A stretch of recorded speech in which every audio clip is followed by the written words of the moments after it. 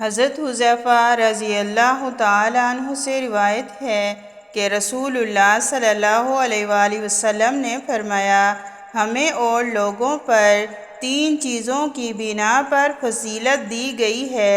ہماری صفیں فرشتوں کی صفوں کی طرح بنا دی گئی ہیں، اور ہمارے لیے ساری روئے زمین مسجد بنا دی گئی ہے، اور اس کی مٹی پانی نہ ملنے کے وقت ہمارے لیے پاک کرنے والی بنا دی گئی ہے۔ اور ایک اور خصلت بیان فرمائی۔ صحیح مسلم حدیث نمبر 1165۔ حضرت ابو ہریرہ رضی اللہ تعالیٰ عنہ سے روایت کرتے ہیں کہ رسول اللہ صلی اللہ علیہ وآلہ وسلم نے فرمایا کہ مجھے 6 وجوہ سے انبیاء کرام علیہ السلام پر فضیلت دی گئی ہے۔